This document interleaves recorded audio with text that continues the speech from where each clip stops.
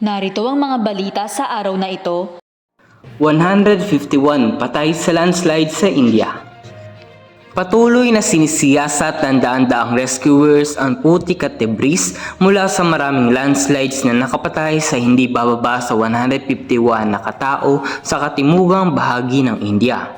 Nangyari ang mga landslides matapos ang malakas na ulan na nagdulot ng pag-agos ng putik at tubig na rumagasa sa mga plantasyon ng tsaa at mga bayan.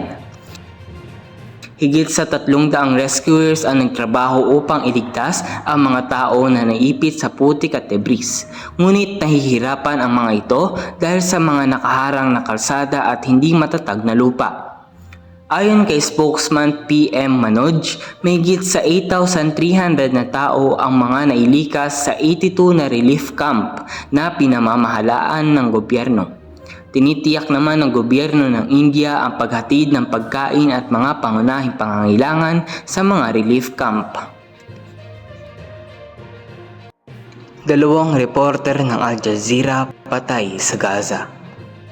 Napatay ang dalawang mamamayag ng Al Jazeera sa isang Israeli strike sa Ilagang Gaza nitong Miyerkules. Ayon sa network, sila ang pinakabago sa mga Palestinian na mamamayag mula sa Qatari network na napatay sa lugar kung saan nagpapatuloy pa rin ang giyera. This vest is praised by international institutions, but it did not protect our colleague Ismail or any other colleagues. You can see how this vest has become stained with Ismail's blood and some of his body parts. What did Ismail do to deserve this? He conveyed the suffering of the people and the true image. The blood on this vest is a testament to his sacrifice. His body parts are still on it. Nasawi ang mamamayag na si Ismail Al-Ghul, 27, kameraman na si Rami Al-Rifi at isang hindi nakikilalang bata dahil sa pagsabog na tumama sa isang kotse sa Gaza City. Nagulat ang mga mamamayag mula sa Shati Refugee Camp sa magang bahagi ng araw na iyon. Napatay sa Tehran si Hamas leader Ismail Haniyeh na dumalo pa sa inaugurasyon ng bagong pangulo ng Iran na si Masoud Pezeshkian. Batay sa karagdagang pagkamatay ng mga reporters ng Al Jazeera, umabot na sa 111 ang kabuuang bilang ng mga mamamahayag na namatay mula ng umusbong ang digmaan sa pagitan ng Israel at Hamas noong October 11 ng nakarang taon. At narito naman ang mga balita sa ating bansa. Senator Risa, ang daming bahay sa Pinas, kay Roque napunta ang pugante. Nagpahayag si Senator Risa Hontiveros ng kanyang pagtataka na ang Chinese fugitive na sinasabing sangkot sa Philippine Offshore Gaming Operators o POGO operation sa Bamban Tarlac ay natagpuan sa isang bahay sa Tuba, Benguet, na ayon kay dating presidential spokesperson Harry Roque ay may interes siya. Ito ay sinabi ng mambabatas habang ibinabahagi ang red notice mula sa International Criminal Police Organization o Interpol tungkol kay Son Liming na tinutukoy sa dokumento bilang isang fugitive wanted for prosecution. And I do have an interest in the corporation that owns it. Pero wala po sa akin ang possession ng bahay na yan.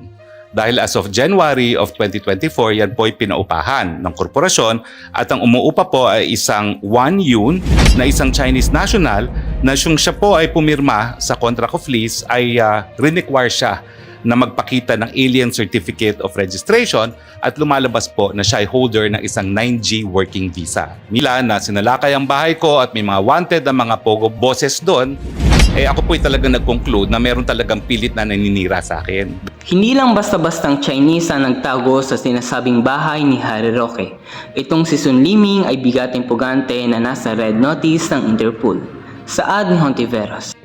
Kaya nakakapagtaka na sa dami ng bahay sa Pilipinas, kay Roque pa talaga nagpunta ang pugante. Pagbibigay diin pa nito. Samantala, lumabas sa impormasyon mula sa Presidential Anti-Organized Crime Commission na si Sun Liming ang nagsilbing IT manager ng Lucky South 99, ang Pogo firm na sinalakay sa Porac, Pampanga. Ma'am, excuse me kasi... No. Excuse me.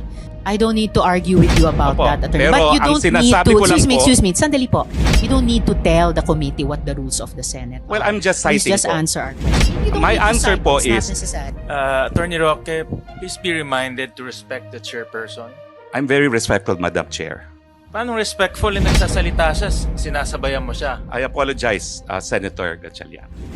One more I and apologize. I will cite you in contempt. If you disrespect the chairperson, we'll be compelled to cite you in contempt. I understand and I apologize. Mo naman sabayan siya, nagsasalita siya, siya ang chairperson. Ngayon naman ay dumako tayo sa balitang showbiz. Squid Game ng Netflix, wawakasan na sa 2025. Inanunsyo ng Netflix ngayong Webes na ang Season 2 ng famous series na Squid Game ay magsisimula sa December 26, 2024 at huling season na nito ang ilalabas sa 2025. I am thrilled to see the seed that was planted in creating a new Squid Game grow and bear fruit through the end of the story. Pahayag ni Hwang Dong-hook, ang executive producer, writer at director ng series. Ayon sa pahayag mula sa Netflix, magaganap ang Season 2, 3 taon pagkatapos ng mga pangyayari sa Squid Game.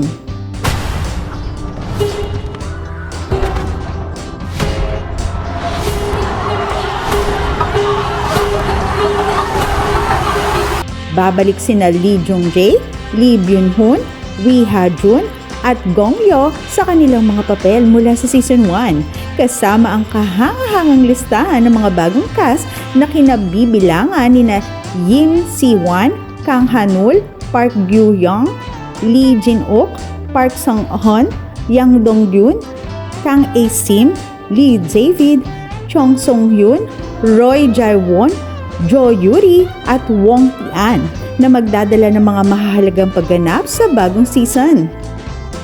And suddenly, everyone here trusted us. You called and volunteered to participate. Of your own free will. So this is it. Ang Squid Game ay isang Korean series na nakakuha ng nakakamanghang 1.65 billion views hours sa loob ng 28 days. Matapos ang premiere nito noong September 17, 2021, nakatumbas ng higit sa 182,000 na taon. Ako si Jenny Rose Albason, nag-uulat.